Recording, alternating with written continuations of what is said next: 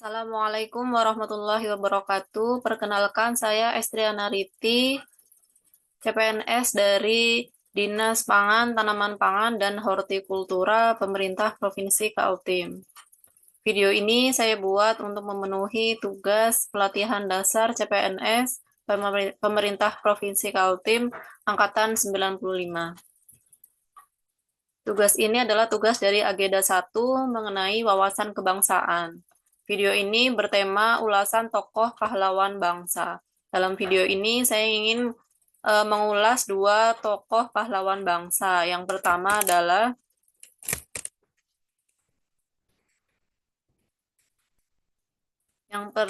adalah Muhammad Hatta. Beliau lahir di Bukit Tinggi 12 Agustus 1902.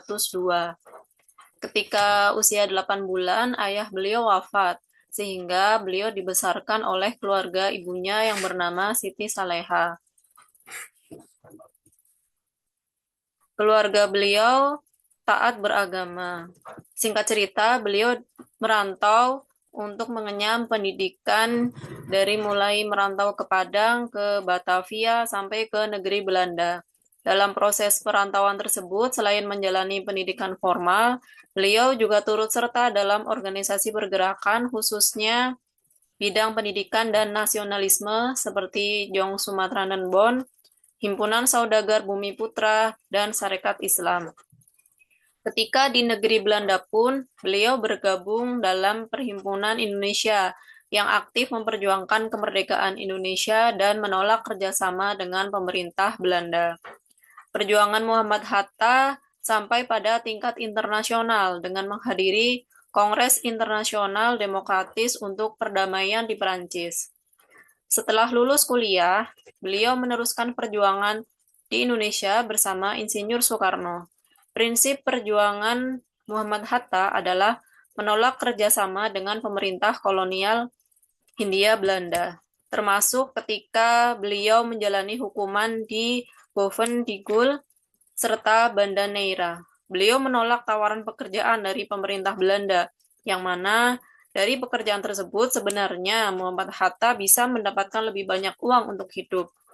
Beliau memilih untuk bekerja mandiri, menulis artikel, dan hidup bersahaja. Prinsip beliau, untuk apa jauh-jauh jika hanya bekerja untuk pemerintah kolonial Belanda. Beliau bersedia dibuang jauh dari keluarganya karena dalam rangka memenuhi perjuangan bangsa.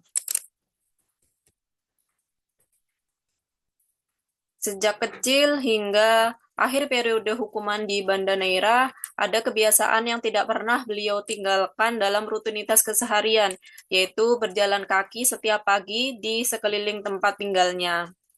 Kebiasaan tersebut hanya beberapa kali tidak dilakukan, yaitu ketika beliau sakit. Selain itu, beliau memiliki kebiasaan sarapan sehat, yaitu hanya dengan sebutir telur rebus.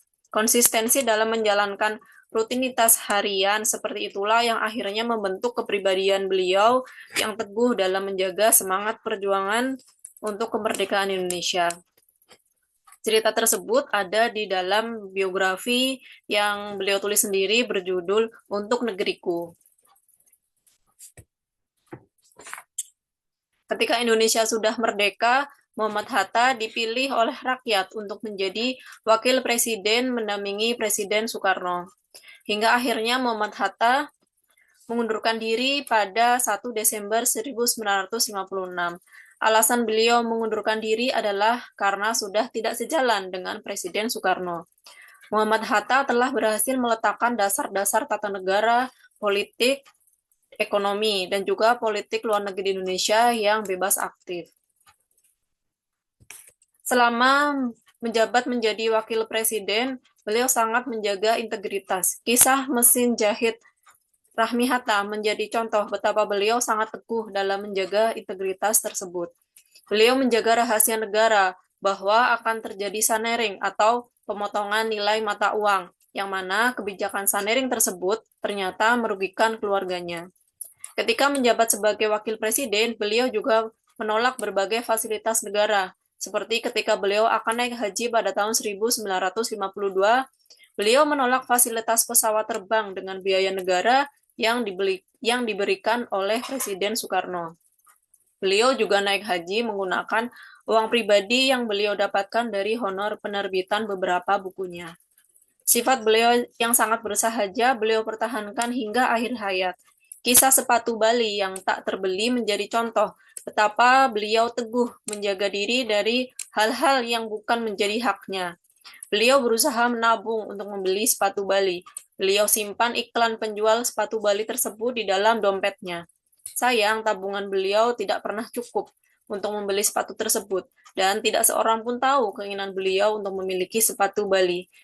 Hingga ketika beliau tutup usia pada 14 Maret 1980, sepatu Bali tidak pernah terbeli. Kisah kedua mengenai Sultan Hamengkubuwono IX.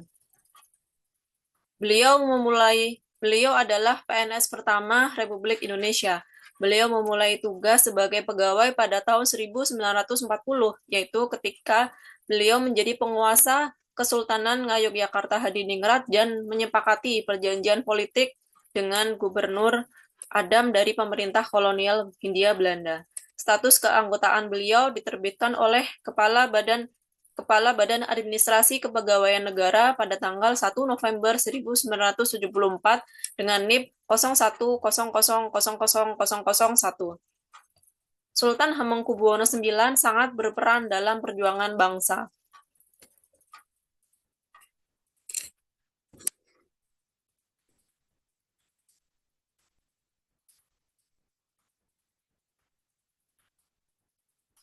Sultan Hamengkubuwono IX sangat berperan dalam perjuangan bangsa.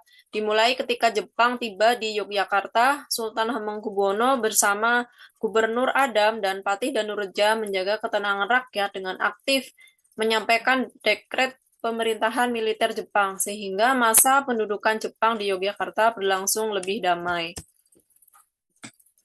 Setelah proklamasi kemerdekaan Indonesia, 3 hari kemudian Sultan Hamengkubuwono IX menyatakan bahwa Kesultanan Yogyakarta bergabung bersama Republik Indonesia, menjadikannya kerajaan pertama di Indonesia yang bergabung bersama Republik ini.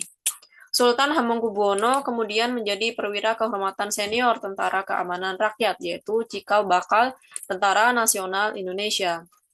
Ketika masa perang mempertahankan kemerdekaan, Sultan Hamengkubuwono beberapa kali memberikan fasilitas kepada pemerintah Republik Indonesia, seperti ketika Jakarta menjadi ibu kota negara Jakarta sebagai ibu kota negara sudah tidak aman, Sultan menawarkan agar ibu kota pindah ke Yogyakarta. Sultan memberikan dukungan dana operasional serta banyak gedung untuk menjalankan pemerintahan di Yogyakarta. Sultan Hamengkubuwono juga menghibahkan lahan Bulak Sumur yang menjadi kampus Universitas Gadjah Mada saat ini. Sultan Hamengkubuwono berperan dalam menyatukan daerah-daerah istimewa di Indonesia untuk bergabung ke dalam NKRI. Sultan Hamengkubuwono juga tidak mau memihak kepada pemerintah agresi Belanda meskipun mendapat tawaran uang dan kekuasaan yang lebih besar. Sultan menginisiasi serangan umum 1 Maret 1949 menjelang rapat Dewan Keamanan PBB untuk mengatakan kepada dunia bahwa Indonesia masih ada. Pasca revolusi, Sultan Hamengkubuwono beberapa kali menjabat sebagai menteri. Kemudian pada tahun 1973, Sultan Hamengkubuwono diangkat menjadi wakil presiden RI dan setelahnya menolak untuk dipilih kembali. Demikian presentasi dari saya. Kurang lebihnya mohon maaf. Terima kasih. Assalamualaikum warahmatullahi wabarakatuh.